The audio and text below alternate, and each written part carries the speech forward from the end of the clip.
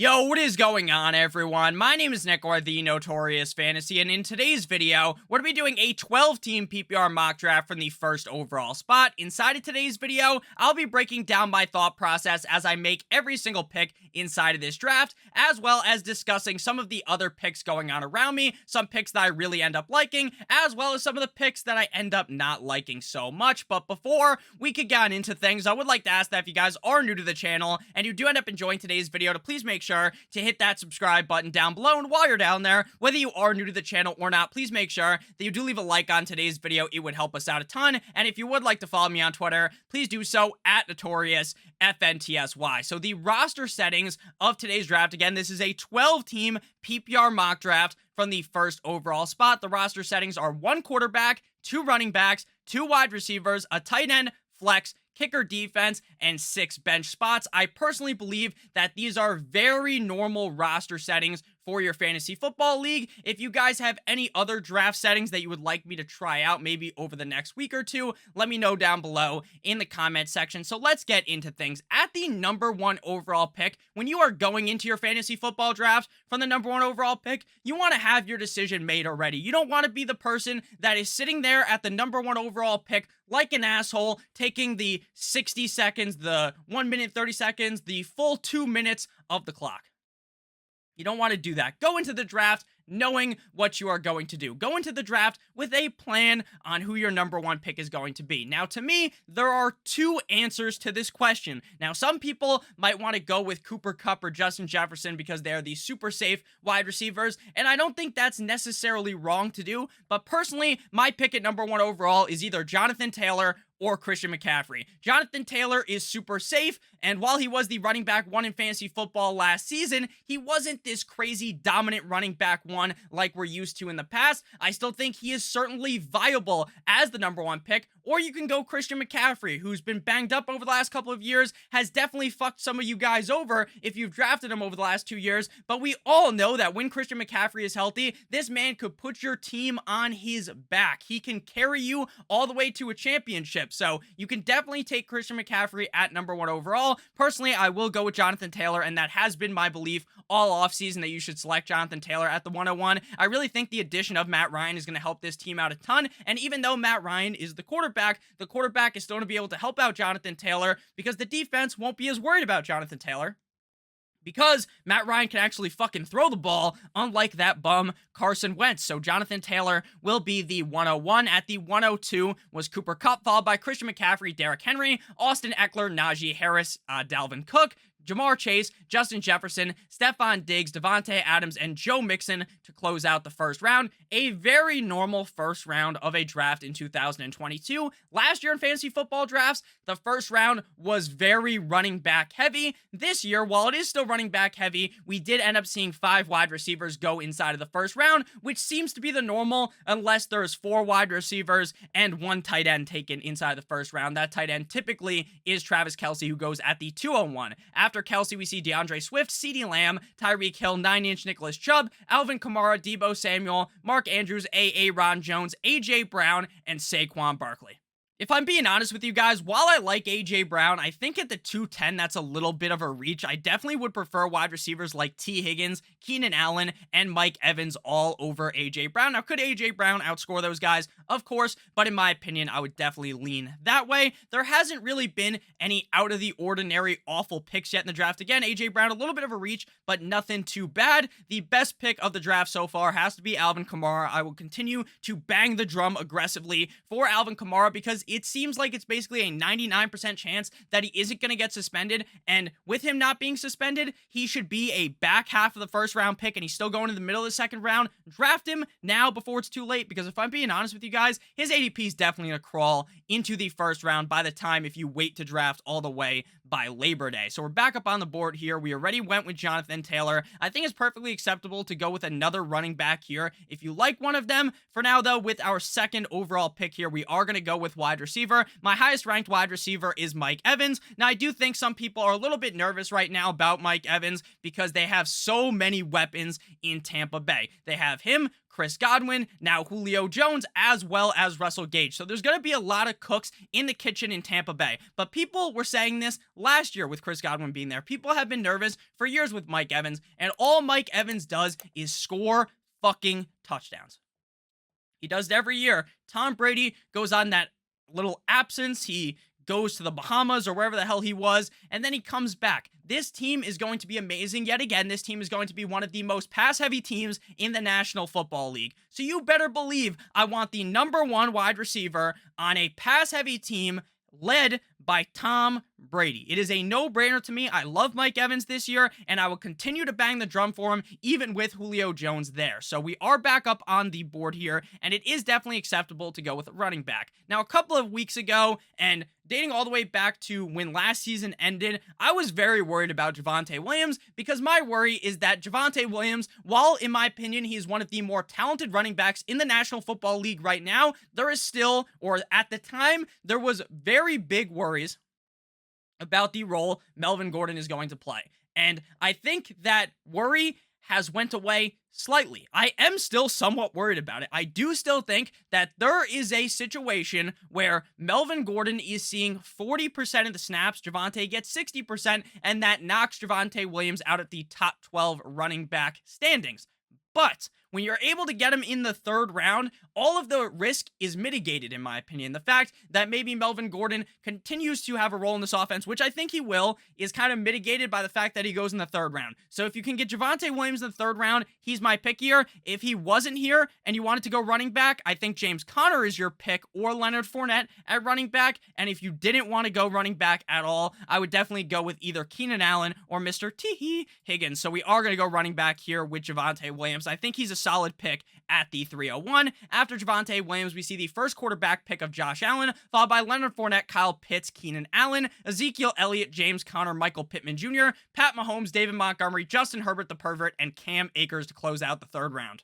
The fourth round opens with Terry McLaurin, T. Higgins, George Kittle, Deontay Johnson, Breece Hall, Darren Waller, Travis Etienne, Jalen Waddled away, Waddle, Lamar Jackson, Joe Shiesty, and DJ Moore. So we see 1, 2, 3, 4, 5 quarterbacks taken in the first 4 rounds. Now, the way quarterbacks are taken are wildly different from league to league. There are going to be leagues that some of you guys are in where this is what happens. 5 quarterbacks go before the 4th round closes, and there's going to be other drafts where maybe you're drafting with more sharper players. Typically, the people who have been playing fantasy football for a while, they don't bite the bullet and take a quarterback early. Can you take a quarterback early and win? Yes, you could take fucking Josh Allen at the 101 and still craft a team that is very good.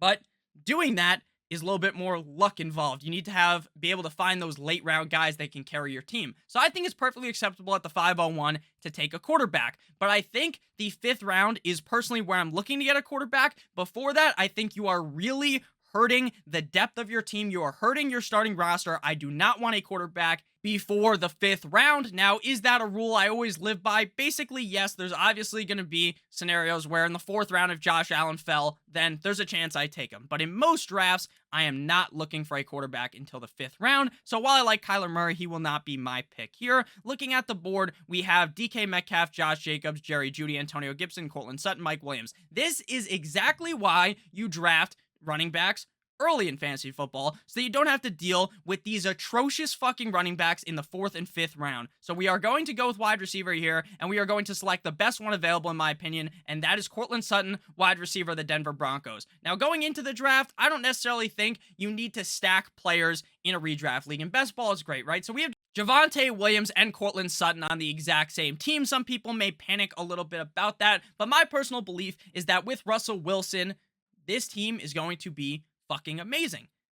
Drew Lock, horsecock Drew Lock, my guy, sucks in comparison to Russell Wilson. I really think this team is set up for success, so I'm fine drafting a running back and a receiver on the same team. If you didn't want to do that, then you can go with Allen Robinson, or you could go with Mike Williams at that pick. That would be perfectly fine as well, but I'm fine going with the wide receiver and the running back on the same team. Am I going to the draft wanting to do that? No, but I am definitely fine doing that if it ends up falling that way. So looking at the tight end position, we are basically knocked outside of the top 5 because Andrews, Kelsey, Pitts, Waller, and Kittle are all off the board. I do really like Dalton Schultz, and I do believe that his target share is going to be so high in this offense that he could bang yet again as a top 3 tight end. The issue is that Waller went at the 4-6, and then just a couple picks later, I'm taking Schultz. I don't think you should do that. If he fell to me in the 6th round, which is very unlikely, he's an instant pick. But here where we're picking, I feel like we're almost kind of locked out at Dalton Schultz. Again, we're not going running back because this range at running back is fucking dog shit. Antonio Gibson is awful. Going in the 5th round, if you select him, you are basically executing your team in front of all your league mates when you select them. So do not be doing that. I like J.K. Dobbins, but I'm fine with Williams and Taylor to the point where I'm just going to go wide receiver here and take best wide receiver available. I love Allen Robinson this season. There is some slight worries with Matthew Stafford because of that injury to his elbow, but it doesn't seem like it's going to be a big deal. Sean McVay basically closed the book on that. He was like, I can sleep good at night. Everything's going to be fine. So I'm going to believe Sean McVay.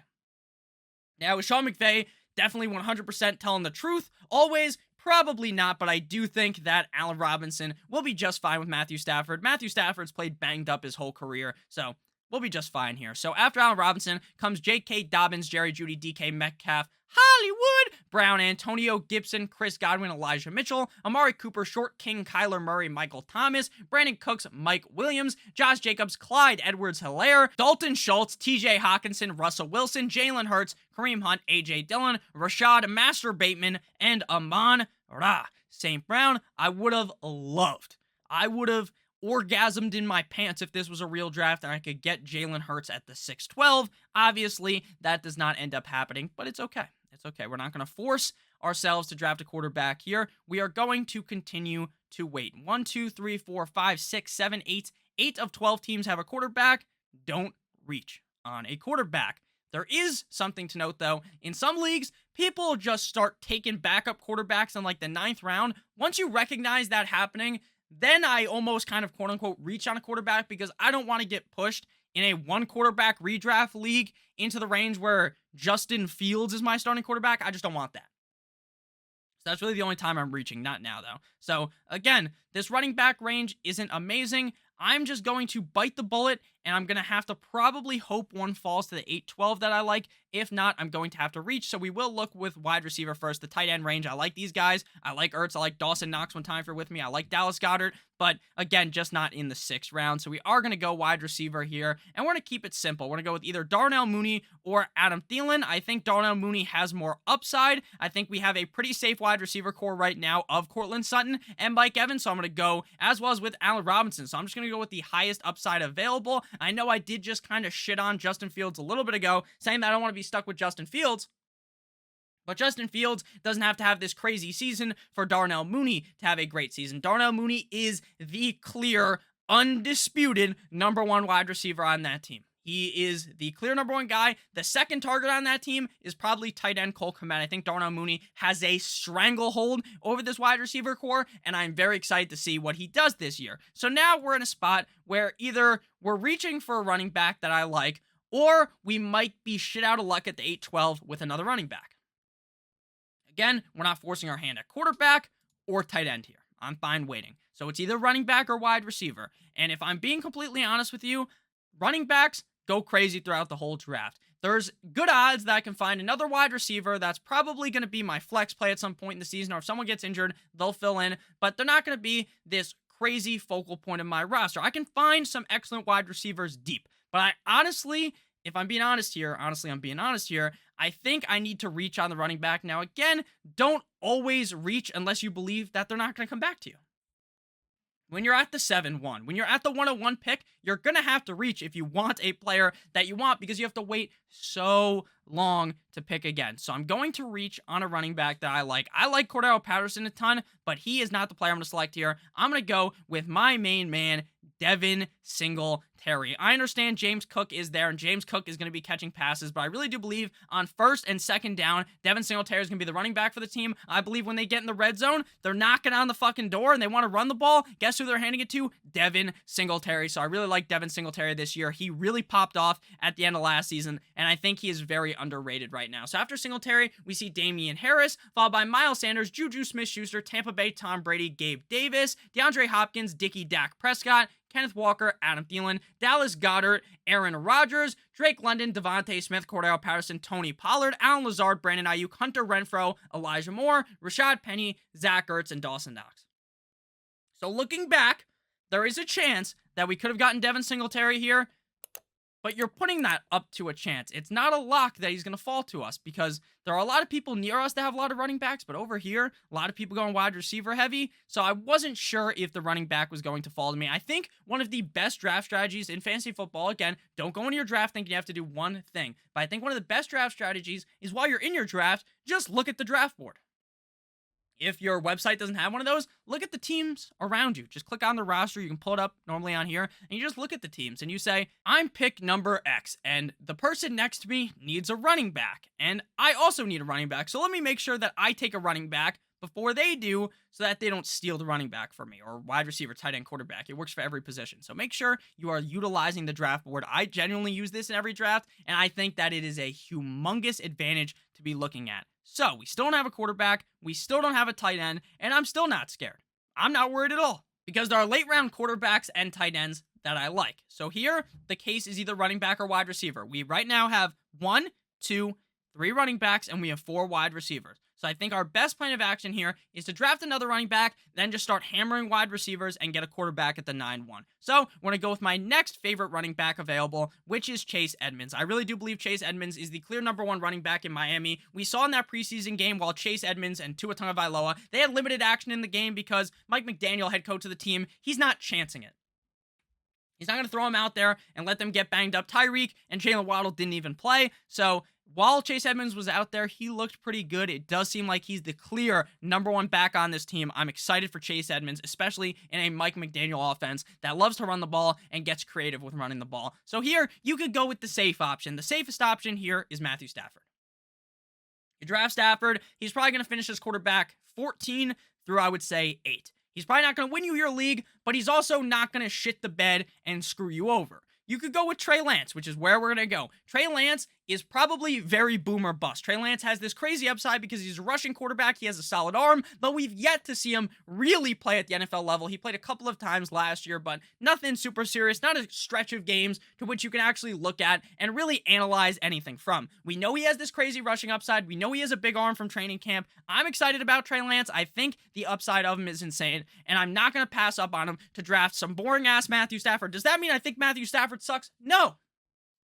I like Matthew Stafford, but I don't think he's going to win me my league. I think Trey Lance would. So I'm going to go ahead and lean with the upside of Trey Lance. When I take a quarterback this early, now some people this might not be early, but when I have a quarterback like Trey Lance, who I expect to potentially finish as a top 5 quarterback, I'm not drafting a backup quarterback. I will pick up that quarterback that I need in bye week number 9 and then cut someone off my bench. Some of these players that you draft, while I like them right now, they could end up hurt. They could end up being absolute dog shit and you cut them. Your whole roster is going to be very different in week number 9. So don't worry about drafting 2 quarterbacks. I think that really hurts your roster. At tight end, if I continue to wait, say I don't draft my tight end till the 12th round, then maybe with the tight end I have, I don't feel as confident and I want to draft 2. Otherwise, I think you should really stick to drafting just at the onesie positions, the quarterback and the tight end, to just drafting one of each, in my opinion. That is the best strategy, as well as waiting to draft a kicker and a defense. I think you're absolutely insane to draft a defense early. Like at the 10:07, I understand, the Buffalo Bills got Von Miller. That's great and all, but don't fucking draft them in the 10th round. You could have just drafted a league-winning running back or receiver at pick 10:07. Instead, you got the Buffalo Bills defense. The way you draft defense, and we're going to talk about it later in the video, you want to be drafting a defense that plays a not-so-hot opponent's offense week 1. You are hunting to get that good game week 1, and then week 2, you know what you do? If they have a bad matchup, you cut them, and you pick up a new defense. It's very, very easy. So we're back up on the board here. I love my boy Dameon Pierce. I think he's going to keep squeaking up the board till I'd be like an 8th round pick, but with the team we have, we don't really need another running back, so there's really no need to do that. At tight end, I do like Tyler Higbee. I like Hunter Henry as well, so I'm going to go with Hunter Henry. He did rely heavily on the touchdown number last year. That's why he was so good in fantasy, but what makes me believe that he's going to go down in touchdowns? It's not like Jonnu Smith. Look, they paid Jonnu Smith a lot of money. But we saw last year, Hunter Henry is the better of the two. I think Henry is going to be the guy. If you wanted to play it safe, you could have just went with Tyler Higbee, or you could have went with the upside of Irv Smith, but I like Hunter Henry. And again, if he sucks, I don't feel bad cutting him. I'll just pick someone else up off of the waiver wire. So now it's time to go wide receiver here. Tyler Boyd is a very safe pick, and he has a lot of upside as well if Chase or Higgins go down. Just knocked on wood real quick. Hopefully you guys could hear that. I'm not rooting for an injury. I'm just saying if they were to get hurt, Boyd would be in a very good situation. And that's great. He's also a safe player, so you know he's going to get you 12, 13 points every week potentially, and he could have that big game where he scores like 20, 25 points, but he's never going to have that week-winning game. And I do believe that MVS could have that week-winning game, and maybe that game in the playoffs where you win your league. Now, again, the Kansas City Chiefs wide receiver room is very right now, you don't know who the number one receiver is. I know Kelsey's going to be the number one target, but outside of that in the wide receiver room, who's going to be the number one guy? It could be MVS. Now, I understand he never really caught on in Green Bay, but he does have a lot of upside, so he's going to be my pick here. After we go with MVS comes Tyler, Boyd, Dameon Pierce, Daniel Carlson. Also, don't be the first asshole to take a kicker as well. And if you're going to be the person that takes the first kicker, I like Daniel Carlson, right? He was great last year. But he was great because you didn't have to draft him super early. If I'm going to draft a kicker in the 11th round, it's going to be Justin Tucker because I think he's the best kicker in the NFL. So, if I'm just being honest with you, I think it is absolutely insane to draft Daniel Carlson as the first kicker, and I think it's just absolutely insane to draft a kicker at all in the 11th round. But before we keep recapping these picks, and before we get to my pick, I'd like to give you guys a quick word from our friends and our sponsor over at drafters.com. Are you already signed up on Underdog and you need more action? Are you looking for some more softer best ball contests? Look no further than our new partnership with Drafters Fantasy Sports. For a limited time, make your first deposit of at least $20 and you will get a free $20 ticket into the Drafters $1 million Best Ball Championship. To claim your free ticket, all you gotta do is click the link in the video description or use promo code Stokastic, Stokastic. If you put in 2 entries to the $1 million contest, you will get our Best Ball Draft Guide for 100% free, courtesy of our new sponsorship with Drafters. You will also be receiving our free fantasy football draft kit, so please make sure you check that out. I love drafting on Drafters. So back to what we were talking about. We were just kind of going on a tangent about kickers. Then we get Mr. Kirk Cousins. You like that? Justin Tucker, the fucker. Evan McPherson, the Rams, the Ravens, the Bucks, the 49ers, the Chargers, Russell Gage, a bunch of kickers, defenses, Isaiah Spiller, the Cowboys, Julio Jones, George Pickens, and Nyheim Hines. So right now on our team, we have Jonathan Taylor, Javonte Williams, Devin Singletary, and Chase Edmonds as our running backs. I think here, the safest approach is to just go with one more running back and one more wide receiver. I think that's the safest approach here. Again, I think Taylor and Williams are going to be the guys that are playing basically every single week at running back, but if one of them gets hurt, obviously you're going to need some backup guys as well as for the bye week. So we are first going to go with the running back that I want, and we're going to go ahead and select Darrell Henderson Jr. While there is definitely some hype about Cam Akers, what Sean McVay has said is that this is going to be a team that utilizes 2 running backs. They have a 1A and a 1B. 1A Cam Akers, 1B Darrell Henderson. If they use 2 starting running backs like they're talking about, Henderson could be an immense sleeper. And I like Cam Akers. I'm fine drafting him. But I think Darrell Henderson at this price, it just seems like a no-brainer pick, if I'm being honest with you. And then we are going to go with a wide receiver to close the draft out. We have 0 rookies on the team. And at the end of the draft, I'm looking for that untapped potential. You want to know who has a lot of untapped potential? Late round wide receivers that are, you guessed it, rookies.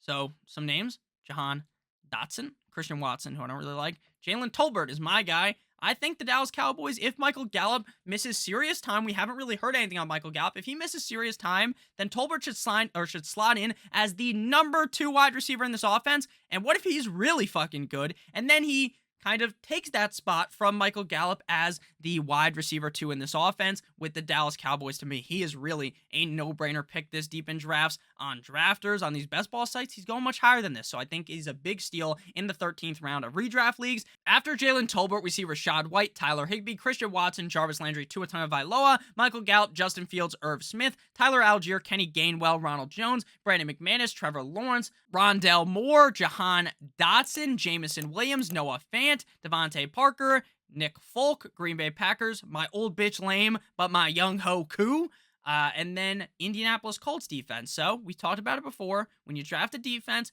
you are hunting for the bad week 1 opponents. I'm going to have a whole video this week about this topic, the must draft defenses. So when you just pull up the schedule, it's pretty easy for you just to figure out at home. You pull up the schedule, here are some defenses that I'm going to be targeting. The Eagles versus the Lions might on paper seem like a good one to target because, oh, they're the Lions. I'm avoiding that because I think the Lions offense is pretty good. But then we got the 49ers versus the Bears.